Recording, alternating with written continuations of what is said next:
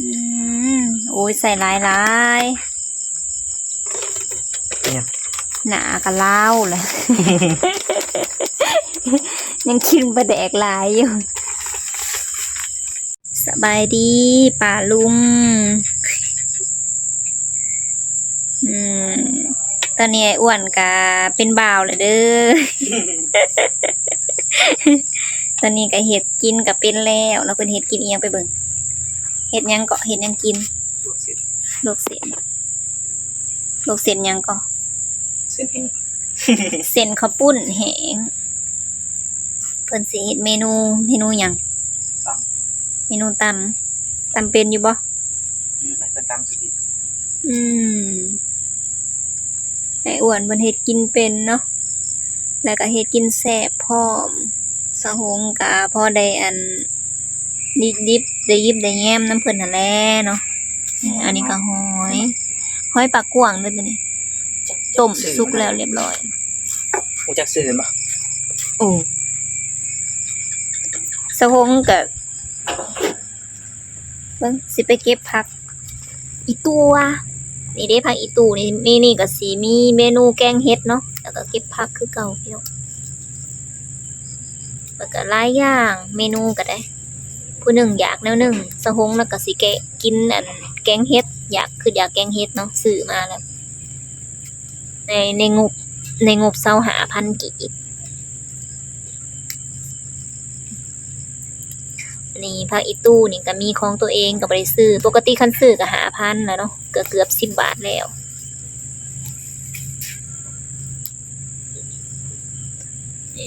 เก็บเทื่อได้นั่นจนเหี่ยนใส่ลายแสบลายก่อมานี่นะ นี่ต้นที่2กำลังงามเลยเพราะว่าฝนตกห่ำเนาะช่วงนี้ฝนตกดุฝนตกห่ำแล้วก็เลยงามเขียวอุ่มทุ่มจังหน่อยก็สิตกอีกแล้วฝนนี่ก็ปอกแปกมาแล้วนี่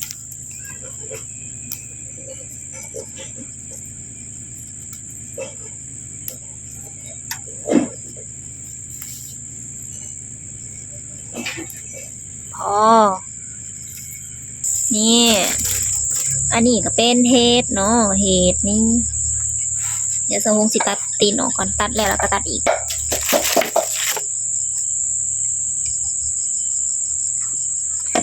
สีแกงเฮ็ดกินแรงสิเอาไว้เอาไปกินอยู่ตลาดน้ำประหยัดงบบ่ซื้อ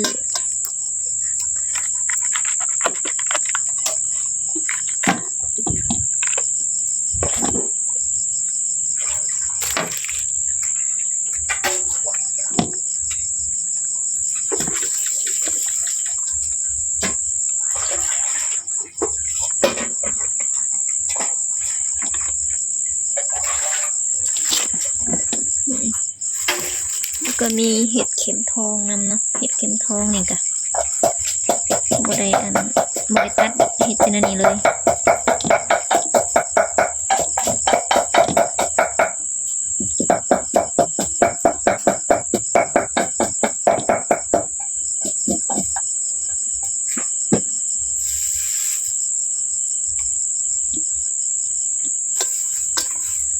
ตัวนี่มันซื้อไม่ได้มื้อ มัน คือ กิ บ่ น กรอบเลย บ่แม่นทิศนึงแล้วบ่ เหี่ยวก็ดอกคือหนาคนซื้อมัน ขึ้นหน้าตัวเองนั่นแหละเสร็จแล้วไปล้างลงหม้อได้เลยเซฟกระทะเหล็กระวังมือเด้อแล้วพอสิจั่วโลดได้ค่ะโอ้ยใส่หลายเนี่ย หนากะเล่าแหละ ยังกินปลาแดกหลายอยู่ใส่ยังบัด ใส่บ่กะปิ ยังกับอะไรยังกินลงไป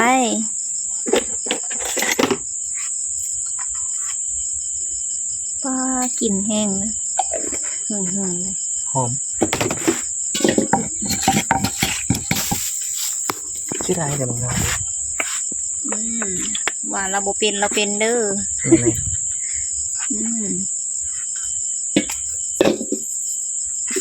โอ้น้ำตาลโผล่เลย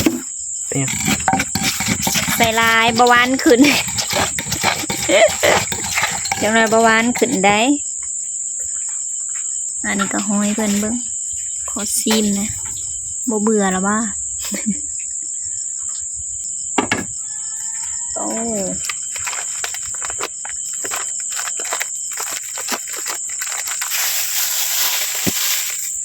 บ่ห้าเมื่อแล้วบอกอันนี้ข้าวปุ้นเนาะตามด้วยข้าวปุ้นคือตัดเนี่ย ตับบ่อย่าหน้าลงอะ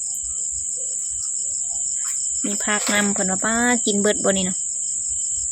จักเด็กเบิดกี่ดอกกันแซ่บได้ นี่ว่าเฮ็ดเองกินเองเนาะนี่คือเซฟกระทะเหล็ก ยัง ไม่ได้กินหึ่งๆเลยกินแต่คำมืดเลยยังกินอันตำอยู่เนาะโสมหน้า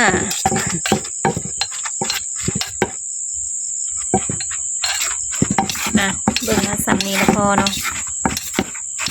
เติมน้ำปลาเพื่อแต่มันจางอื้อหือเต็มจานมาจ้าวันนี้สิมาใส่น้ำยานางเนาะก่อนอื่นแล้วก็ใส่น้ำยานางแกงใส่หม้อกระทะเอา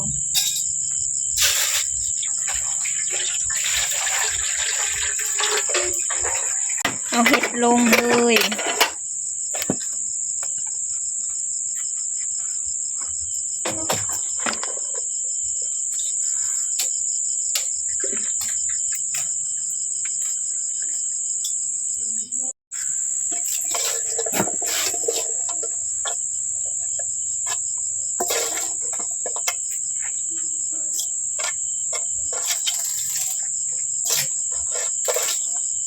โอ้โห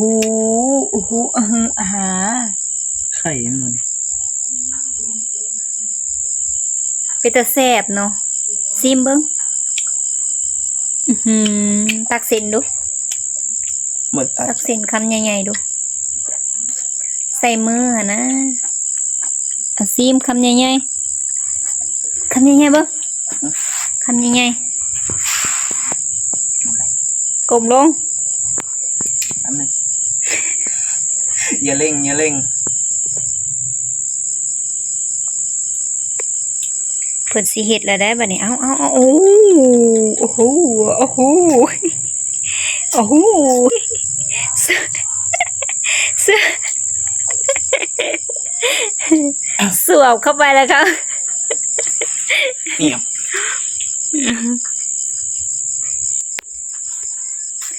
มักพริกมันก็ถูกใส่เนาะไม่ได้ใส่แบบมักพริกอันนั้นนี่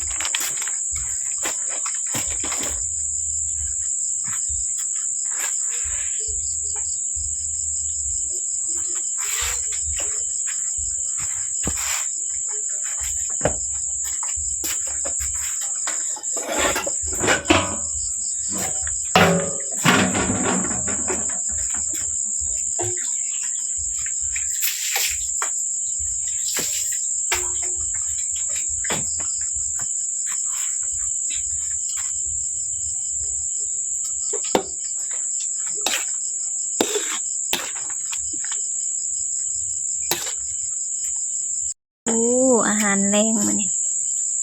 มีก้อยยังก้อย ก้อยหอย ก้อยหอย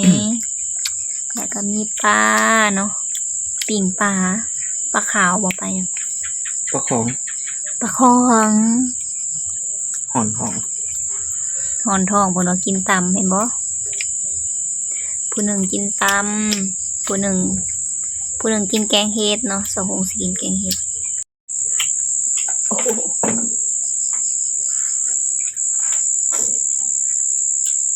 เผ็ดเลย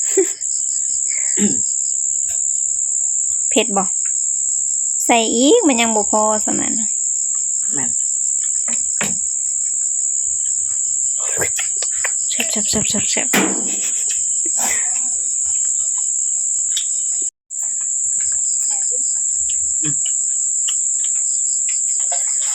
ถามเฮานั่นอยู่จักรอบ น้ำมากระทินนะ อย่างบ่ไปเรามากระทำนะแซ่บอยู่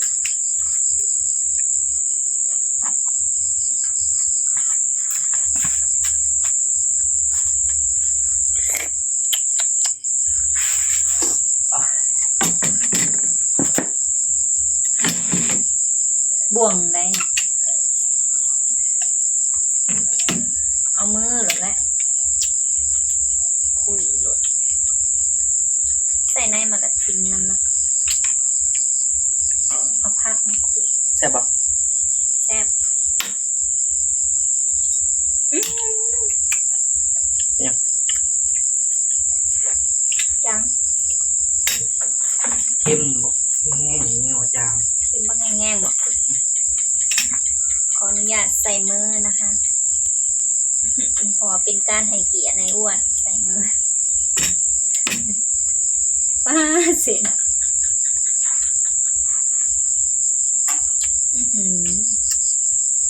เงาก็ดอนเดียว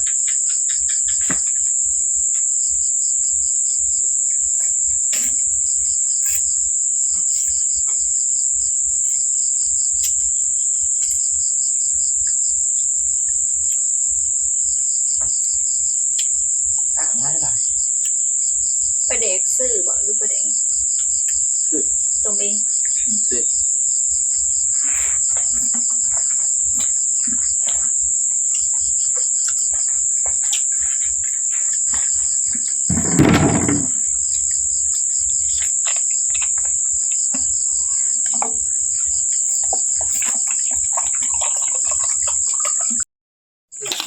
หัว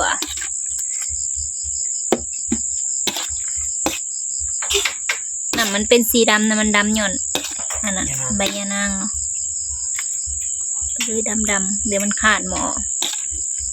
แต่คันคนใจดำเนี่ย คันคนใจดำน่ะดำหย่อนการกระทำเบิ่งไอ้อ้วนเป็นตัวอย่างน่าจะหอดขั้นตอนก็เสร็จพักแล้ว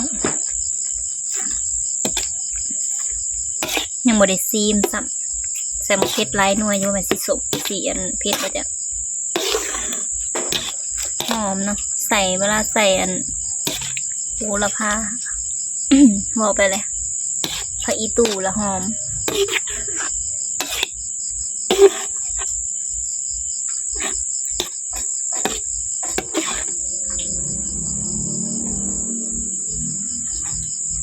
จกบริบูรณ์บัดนี้ก็สุกแล้วเด้อมาเด้อกินน้ำกัน